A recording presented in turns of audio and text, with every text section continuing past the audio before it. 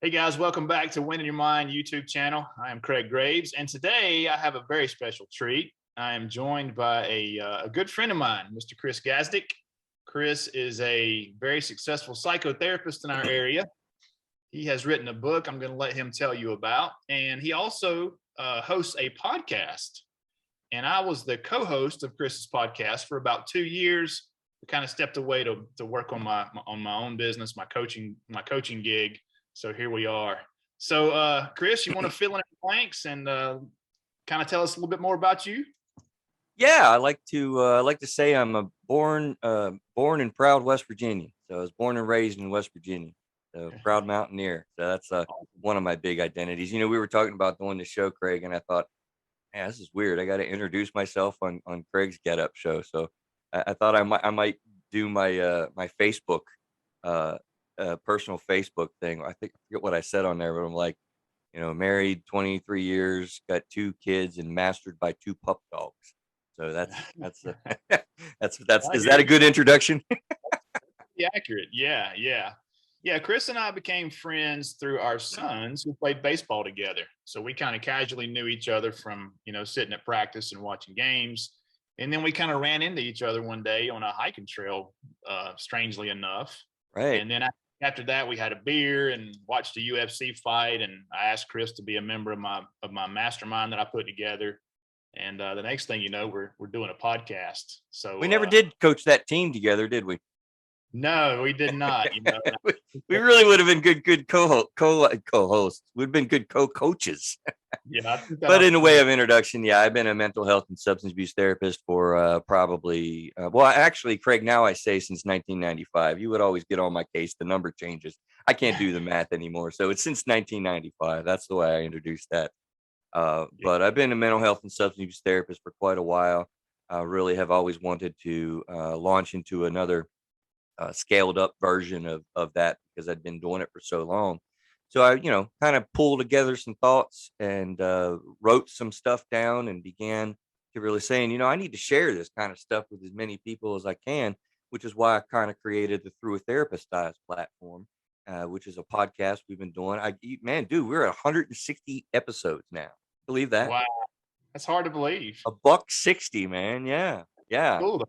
I love that, man. That we love doing the show. We disseminate a lot of information, blow up stereotypes and myths about mental health and and substance abuse. So check out that panel through therapisteyes.com. But I wrote that book, Re-Understanding Emotions and Becoming Your Best Self. I'm just trying to really kind of get the word out on all the things that I've learned over whatever that is, 20, 25 years of experience working with people, and such the honor that I receive in people sharing so many of their stories and patterns of life with me. And so that's what we're about. That's awesome. Yeah, and I'll include links in this post to your book and to your website Through a Therapist Eyes. You guys check that podcast out if you haven't heard it. It's good stuff. And so, kind of the format. You'll hear a lot of Craig. Yeah, I'm on most of those 160 there. That's right. Next month, it's October of 21 at this point, and I'll be back next month for a co-hosting slot. So That'll be fun. Be reunited. The way Chris and I ran, or the way the show worked when I was on there is, Chris is obviously the mental health expert, and he would talk about mental health concepts, and I would ask questions that somebody who wasn't familiar with those things would ask, right? And it was a good back and forth because, these might be questions that somebody in the audience would have or somebody who was listening would have. And so needless to say, I learned a lot in that time frame. And Chris, you've heard me say this before, but the most interesting thing to me that I learned was EFT. And right. I believe it's emotionally focused therapy. Is that the right way to say that? That's right. Okay. So basically, I'm going to let Chris talk about this, and then we'll have a conversation around it. But I believe that if we understand how other people communicate, then we can enhance our communication, enhance our relationships, and that's going to help us win those relationships, right, Chris? Win in our minds if we know how to communicate with people, and that's kind of what EFT is, right, Chris? Absolutely. I mean, it's not surprising to me that all of the things that we talked about on the show over what it was at 2 years or so, that you would come across that as being one of the quintessential big pieces. Because I mean, I use that in my therapy all the time, whether I'm working with couples, like, for sure, but with individuals as well, because this stuff, like, drives a lot of the patterns that we have in our lives, and there's so much overlap between all that I've learned about the unbeatable mind stuff and what we know in the mental health field and whatnot. And this stuff that we're getting ready to go into, I'm telling you, I'll stand by it. It drives your behavior more than most anything I've come across in the mental health field. Like, that's a bold statement, and I'm saying it because it has transformed the way that I do therapy in a lot of ways. Sound interesting, my friend? It definitely does. And I remember from the show, and correct anything I say that's not right, but I remember you said that you talked about the love languages and all those other things Yeah. that were more surface level. But when you found out EFT, it completely revolutionized the way that you did marriage counseling. Yes, The int- absolutely so. Yeah. Go ahead. Sorry. and I think the interesting thing about EFT is once you understand it and know it, it starts showing up and you start seeing it. But it's really prevalent in the marriage relationship. Is that a true statement, Chris?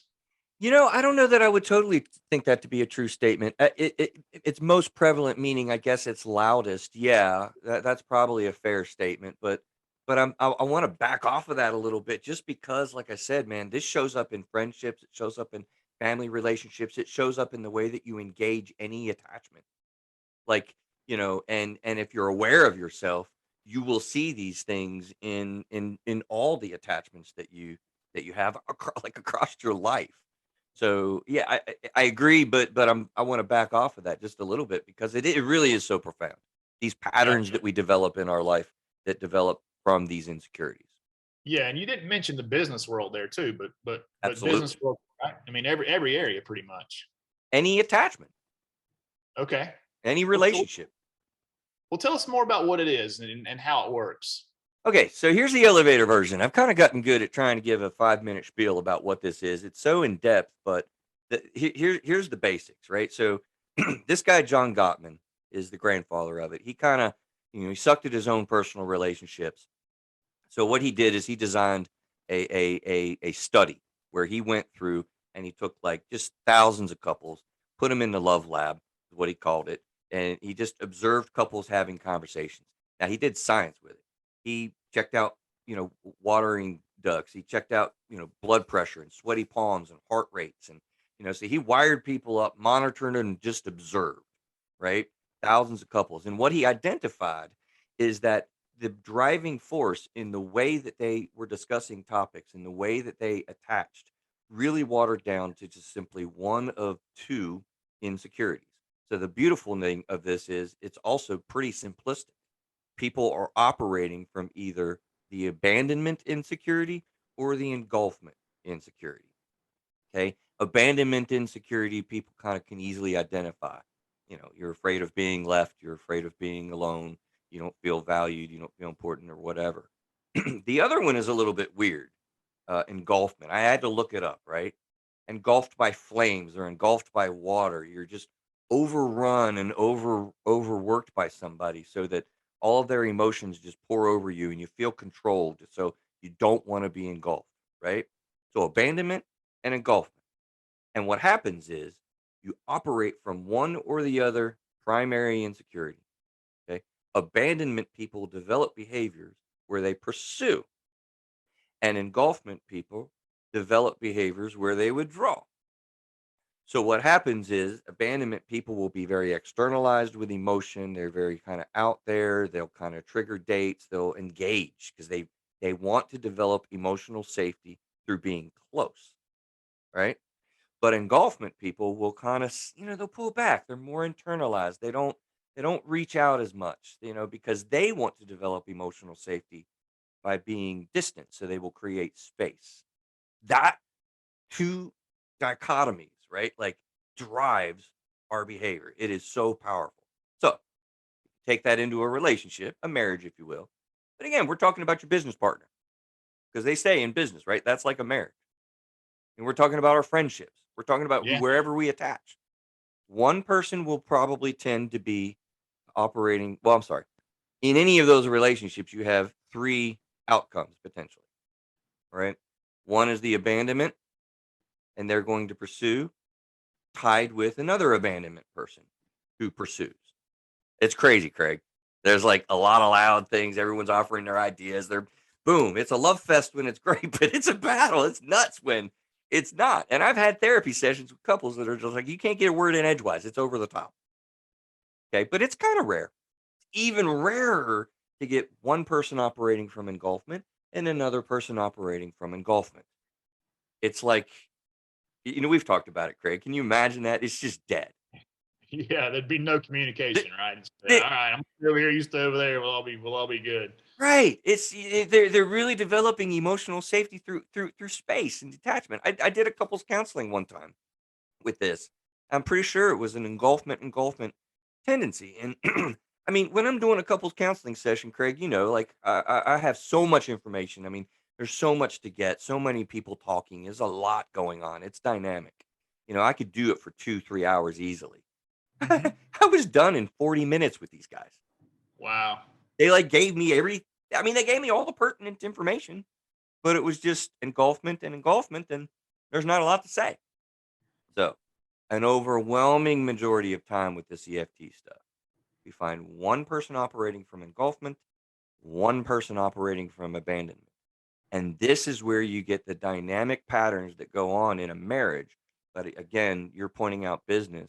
You'll have a business partner who's laid back, chill, going with the flow, and the other one that's got the ideas, driving, the passion. You may get in friendships 2 abandonment people, but in a marriage particularly, it is, as you say, probably loudest, where one person's kind of internal, the other person's external, and you just go round and round and round in this cycle, repeating it over and over again throughout the years. Right. How's Yeah. that And I sound? think that's why I may have pointed out marriage earlier, because you're more comfortable and more intimate and spend more time probably with your spouse or significant other than you do in these other type Right. relationships. So just to maybe a little recap. So the one person is abandonment. They are afraid that they're going to be left, that their person, whether let's maybe focus on the marriage relationship for the moment, but they're Okay. afraid their spouse is going to leave. They're gonna be left alone, and they don't want that. So they want to talk and work it out and feel close and feel loved. The engulfment person is like, they're feeling like they're being overwhelmed. This person's trying to take my security. They're trying to take my control. They want to control me. So I need to back off and have some space. And then you said what happens is they get into this vicious cycle where one's pursuing and one's pulling back, and one's pursuing and one's pulling back, and it just goes Absolutely. It just down. goes on and on. But here's a little bit of the key, because I'll hear this a lot of time with people where they'll say, "Well, I do both," and that's really true. Particularly, I've been kind of interested, Craig, in the last year or two of how EFT works in like the dating environment, right? Mm. Because particularly when you're dating, an abandonment person is going to be like, I'm chill. You ain't got to call me. I don't got to worry about it. I'm relaxed, man. I'm cool.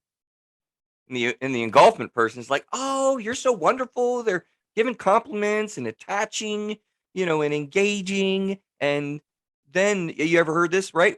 And then when we said I do and I got married, and it was like, it was all different. Like this is not what I experienced, right?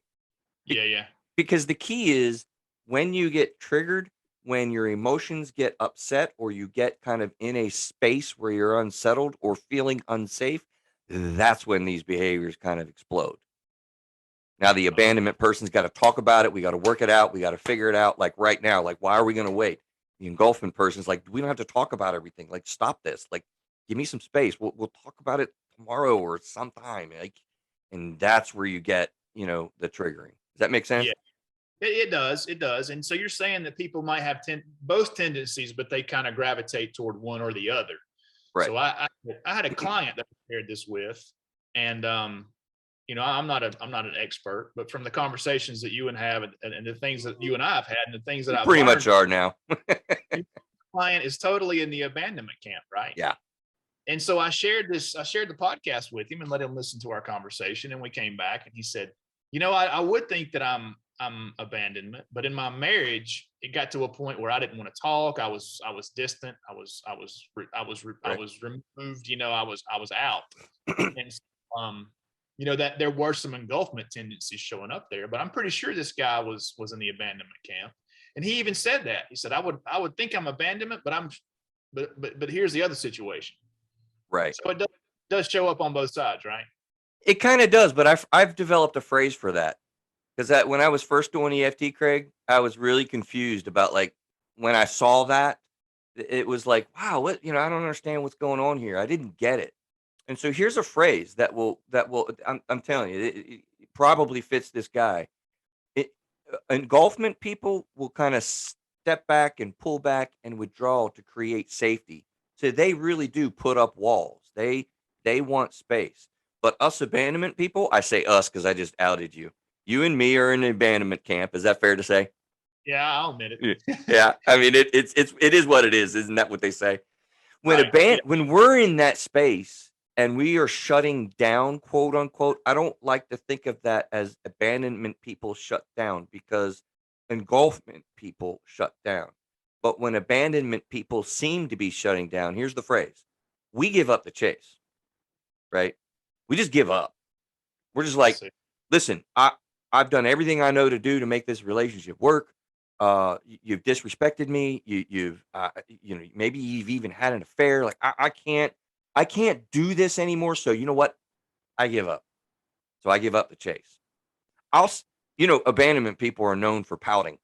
We'll pout. I'll pout. Oh, yeah. Oh God, I'll pout. If you have my little feelings get hurt or something happens, man, I'm just like, fine. I'll just go over here to my little corner and I'll just back off and I'll give you all the space you want. You know. But the thing is, I'm sitting here thinking, I give up. I'm not comfortable with that space. I'm not comfortable being quiet, right? So Yeah. engulfment people, they're like, no, this is great. I am by myself. We don't have to talk. This is more relaxing. I am safer. We're not safe when we give up. Does that make sense? Give up the chase. It does. It does. And one thing I want to point out here is, being in the if you're an abandonment person, you might think that the engulfment person just don't care. Like this Oh yeah. person just don't care. But everybody wants the same thing, right? Talk about that for a Yeah. second. Yeah, you remember that. Absolutely. It's absolutely kind of cool. I mean, the reality of it is you're right. I call it that golden safe space in between. We all want that key word, close, emotionally close, but it has to be safe relationships. And so when one person doesn't feel safe, they'll kick into these kind of behaviors that we're describing a little bit. But you're right, man. I mean, when it all comes down to it, we all want friendships, we all want relationships, we all want, I mean, people get married for a reason. They, even when people are like, "Oh, I don't want to get married ever again. I've been burnt and ain't doing that again." Boy, they have a companion. They call it this my friend. But they're living together. They're common law marriage. I mean, people want to be close, but they need to feel emotionally safe. Yeah. Yeah. Yeah. I think that's an interesting thing because you do think that if somebody pulls back, well, they just don't care about me. They just don't. Abandonment people do. Yeah, they don't care about me. They're, if they did, they would want to talk this out and work it out. But you know what engulfment people oftentimes think? They're like, oh, they respect me. They really respect my space. This is really great. This is good. I'm glad they're loving me enough to give me space. Yeah. It's, Yeah. it's, Yeah. it's a different mindset. And so, honestly, when we transition over to like thinking about the unbeatable mind, okay, check this out, man. We're going to create something new because I just had a new thought, Mr. Graves. How unbeatable would your mind be if you were able to internally short circuit either of those insecurities? Just boom, as you say, interdict into your thoughts, crush the insecurity, and move forward bravely with an attachment. How unbeatable would your mind be in that circumstance? You'd be Hmm? a lot more. You'd be a lot more unbeatable than if you're just looping through these negative thought patterns. Because we have you hear different numbers 50, 60, 70, 80, 90,000 thoughts a day, whatever. And most of those are just repetitive loops. Right. So if you're loop thinking, hey, my partner don't care about me, and I'm speaking from the abandonment camp, then I'm just Right. looping that constantly. But now that I have this knowledge and I know what that person needs, that gives me the ability, or it gives me at least something that I can interdict with and say, okay, take a break here.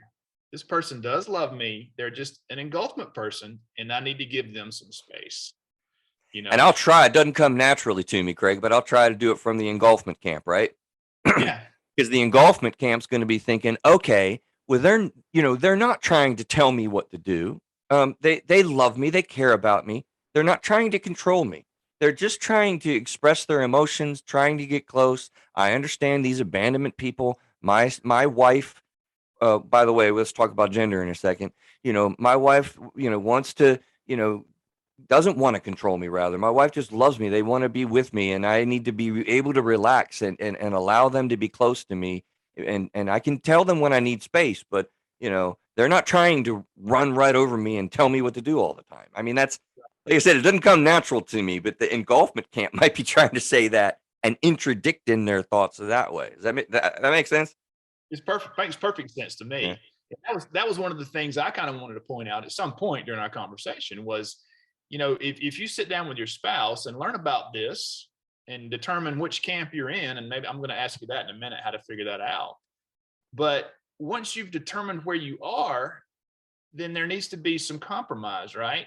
I know this person needs a little bit of space, so I'm going to back off for however long it is. And the engulfment person should say, okay, well, they're backing off, but I know they need to eventually talk. So after I've had some time, I'm going to go have a conversation with them. Right. And if we can get to that point where we're interdicting and not continuing to go down that road, and we do respect each other enough to give space and eventually have a conversation, then our relationships will be a lot better. Absolutely. I mean, it's on point. I mean, that's what we're trying to do. And basically what I like to say, healthier couples are better at managing this. And so they actually do that. Abandonment people will, pull back and just be still, learn how to shut the hell up, and be quiet. But engulfment people will learn how to, let me express my emotions. Let me tell them that I love them. Let me leave them a note, saying whatever, your hair looked nice today, baby. You'll figure out how to do some of these behaviors because it helps the relationship. But I'm going to make a point that this, particularly when you're in tough spaces, that is really hard to do. Mm-hmm. Craig, I don't know how hard it is for you when you're really wired up, when you were married and engaged and all this stuff and all this emotion, for you just to say, okay, you know what? I'm not going to talk about this all week. All week. I'm going to leave it go. Like, you want to talk about it right now, man. Yeah. Right? That is super hard. It is hard. I'd rather go outside and play in a fire ant nest than not have this conversation right now. Right. I need to talk. Yeah. I mean, that's what abandonment people do. And conversely, engulfment people, it's kind of like, man, I don't want to have this conversation. I know it's going to be emotional. I know it's going to be uncomfortable. I know it probably won't stop. My God, it's going to be 3 hours long. Here's a little tip, by the way. If you need to have a conversation, 15 minutes is long enough. Mm-hmm. If it's not something that you can't get through in 15 minutes, it's probably, it's too much. So anyway. That's definitely a good point. Yeah, I'd like to say I've had a lot of personal growth between when I was in my marriage and where I am now. But it is tough. I mean, if when things are heightened and you want to have a conversation, then man, it's hard not to have a conversation. And I remember the first time we talked about this and we brought these topics up, I'm like, you said that person might need a week or 2 weeks or a month. And right. I'm thinking, I know. Are you insane? Yeah, I know. My abandonment core is screaming at that. It's kind of like it's just shaking. Like, what do you mean we can't talk about it? This month? Like, are you kidding me? Yeah. But and that just pulls, because you're right in thinking. When you want to interdict on your behavioral tendencies, the more than an abandonment person can pull back, even if that's an hour, that's fine. If that's where we're at, pull back for that hour. And if an engulfment person really is just internalized and shut down and they just don't say anything, you know what, just say a sentence, maybe next week sometime, or even at some point write it down as a reminder. You need to Yeah, make this sentence said. That's all we're trying to do, is increase the discomfort so that you can do different behaviors to foster those connections. that's an interesting thing you bring up, and something I never thought about before. So when you learn about this EFT and you figure out which camp you're in, hopefully at that point you're having a nice, calm, casual conversation and things are Mm-hmm. good place. So is it wise to say, okay, engulfment person, I'll give you 2 days, 48 hours, and then we're free to have a conversation? Or is that time on the situation? You know what the engulfment person just did? What's that? Oh, you're going to give me time. You want to control when I have to do this and when I have to do that. So it has to go your way, right? We have to go by 2 days, right? Why can't it be 3? What are you trying to tell me what to do? So it's You it's see two how for that triggers, yeah, I get it. right? Yeah, Yeah, it's more, that's what's tough. That's what's tough about it. yeah, yeah. That's interesting stuff. So Yeah. you kind of alluded to this earlier. When we did a first show on EFT, uh, I didn't want to admit what I thought I was, right? Because I it sounds remember. kind of wimpy, right? Who I wants to remember. be a whiny person who needs to have a conversation? I know. But I think I've grown enough now to say, yeah, it is what it is, and that's where I am. So talk about that. I mean, talk Yeah. about the perceptions of uh, masculinity or whatever. Yeah, One look, versus you would think that abandonment people are going to be girls. Let's face it. They want to talk all the time. They want to be emotional. They want to make connections and, be all lovey-dovey and hallmarky, right? That's girls. That's not dudes. We're not that way. You would think that engulfment people, hey, I want my man cave. I don't want to deal with emotions. I don't want to deal with feelings. I'm tough. I'm cool. I'm cool under pressure. You can't rattle me. I'm a big man of the world, right? Those are dudes. Engulfment people are dudes, and that is not. Can I make that a dramatic point? Like, not. That's not the way that we experience this in my office. There is no gender tendency. I mean, I like to use the idea of she shed. Man, women love their she sheds now. You heard of she sheds? yeah, You yeah, know, I mean, you'll see this in sexual behavior kind of as well. Dudes are supposed to be like, always wanting to do that, right? That's yeah. not the case. Engulfment people, whether man or women, tend to not want to connect. I know of men that just have no interest in that. They're just Mhm. like, "Ah, listen, I'm not feeling it. I don't want to do that. Come on, Craig, will you join me? A hallmark moment with a mushy gushy emotional conversation, being able to sit down and talk and connect and share all the love feelings. I mean, that sounds delightful to me, right? I've been there before. Right? Yeah, I've But been there before. but but but it doesn't seem manly. It doesn't seem like we're allowed to do that.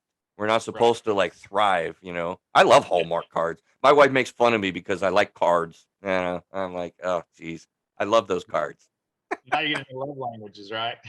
Well, yeah, yeah, I mean, so yeah, that's something that I'm glad we're spending a little bit of time on, because when you're talking about trying to figure out which side you're on and how this works, people really very much operate when the chips are down and you're emotional on one or the other component, and we don't switch sides. And it's not based on gender. How do you figure out which side you're on? Kind of tough, man. You almost kind of need, sometimes when you don't have clarity, training, a trained person to kind of maybe help you with that, honestly. Mhm. Um, but honestly, Craig, outside of I do both. I do things on both. When you get beyond that statement and you really start looking at this and you start reading a little bit, I find people don't struggle figuring out which side they're on too Yeah, badly. It yeah, just, it's clear. right. It tends Yeah, to be it's clear. clear to me, and I can remember times when I have had the engulfment tendencies, like we talked about earlier. Sure. But overall, it is what it is. Um, don't you had some documents at one point? I think that would some questions that Yeah. couples would ask that would give them clues as to where they are. Is that available on somewhere on your website, or how do we find that? Pulling it out. It's the only handouts that I tend to use, right? Yeah. It is on the website. It's on the show notes, and there's actually a cool article that I found, that went through like daily behavior, and it listed on the right the abandonment, and on the left the engulfment. And if you read through that, it's pretty cool because you'll have checks on both sides of the page, but you'll be able to see like, there's more on the left here. I mean, that fits more for me. I kind of thought at one point I might develop a tool that way myself, but I also don't want to get into like, this is the Gottman's world. I mean, I don't want any copyrights or any kind of problems and stuff like that. But this is a cool handout or a cool sheet. Listen to this. The person with primary fear of abandonment, these are their statements. I can't count on you. You're not there for me. I feel all alone. I fear that you're going to leave me. Seems like what I want isn't important. Seems like what I need isn't important. So those are statements, Craig, that I have people in my office kind of saying out loud when they're worked up and fighting in a tough spot with their spouse. Those are abandonment statements. Mm-hmm. Okay. You interested in the engulfment statements? Let's hear it. Right. I fear that if I get too close to you, that you're going to criticize me or you're going to control me. I feel like I need my space. That's a big one. I need my space. I need my space. Abandonment people are going to say that, Yeah. I feel like I could lose myself in this relationship. I feel like you're more in control or trying to get more control of this relationship. And I feel overwhelmed by all your needs. I feel overwhelmed by your emotions and reactions. Those are engulfment based statements. So, that's a little bit of a side note to kind of maybe help your guys and help us figure out which side we're on. But I do find that people generally, when they're kind of being true with themselves and they kind of think through these patterns, and I describe these to people, and they'll see like, oh wow, like that's us. That's what we do. I want to talk about it, and you don't ever. It's like a light bulb, man. It really is. Yeah, it really is. It's really interesting stuff. I mean, when I found this, whatever, like 7, 8, 10 years in my career, I was just like, man, I've been missing the boat. I would always look at like what patterns people have and operate by trying to manage those patterns. But when I found this, even in just our friendships and our business relationships, it was like, boom, like this is the foundation. These are clearly the patterns people are operating from. I'll throw one at you, way more than personality inventories. I'm going to say that. I know you love personality inventories. I see what you're saying.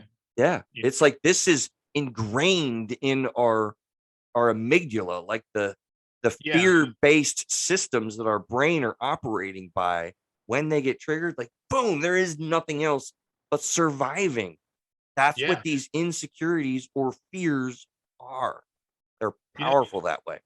It's funny you mentioned the personality profiles, because earlier when we were talking in this conversation and in others, you said that the love languages and all those things were more surface level and this was foundational. And I would say it may be the same with personality profiles. I mean, this is how we operate here, but down here is the foundation of what we're doing. So I would argue, I do love those personality profiles, and I use the DISC in my, I've taken DISC myself and use it in my practice, my coaching practice. So yeah, I mean, I believe in those things, but I believe this is probably more of a foundational element than a personality profile would be. It has to be. It's your amygdala is firing. Yeah. When you get triggered, your fight or flight system starts pouring. I mean, you could feel it when you're triggered in a marital fight, right? Or I've had a business relationship before, man, I would just feel my blood pressure going. I mean, my face would literally like flush because this guy I wasn't working well with him. I was not working well. And my amygdala was pouring cortisol into my body and adrenaline into my body. And I would get like shaky. It was not a good business relationship. It's tough. Yeah. You get pissed off and fired up. That tells you your body is like wired.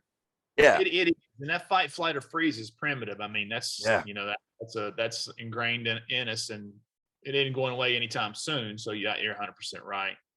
Which show can we find those documents? I'm gonna link into the show notes for that one if you I didn't do it on purpose, but it totally worked out easy to remember. You talking about our podcast? Yeah. Yeah. It was episode 11, and Episode and that was the first time we did it. And if you remember, Craig, when we wanted to just redo that show because we knew what we were doing better, it was episode 101. Yeah, that's what I was thinking. Yeah, it's perfect, right? Like, math 101, chemistry 101. We're gonna take alchemy 101. Well, this is marriage 101, man. Yeah. 101, baby. I hear you, man. Yeah. Well, I'm going to include links to those two shows in the post here so people can find that easily. I think we've covered all the bases, man. Is there anything else? Is there anything we left out or anything you want to add? Yeah, no, I just think the overlaps with the unbeatable mind for what you're trying to do to manage your mindset with all the skills and all the coping and all the strategies that your coaching, works through and walks through. Man, like I said, if you're able to gain a space where you're grounded and feeling safe in spite of these terribly powerful insecurity states that we can get into, because we all get into them, your mind will be that much way more unbeatable. Oh, I agree. That's why I wanted to have you come on here and talk about this thing, because I believe that 100%. And like I said, it's been, it's the most fascinating thing I've learned is this, because I think it has such a real world application, and it could have such a huge impact on people, on marriages, on relationships, all in general. And that's really what it's all about, right? Hey, Craig, guess what? What's that? Totally love doing this with you, man. It was fun. Pretty cool. Take the script, right? Takes me back, man. Yeah, I hadn't flipped the script. Absolutely. I was sitting here thinking, I'm really looking forward now. I was looking forward to it before, but even more so now to coming back next for a little bit. So yeah, man, it's good. It's good stuff. Looking forward to having you there, and thanks for having me here, sir. Appreciate you, brother.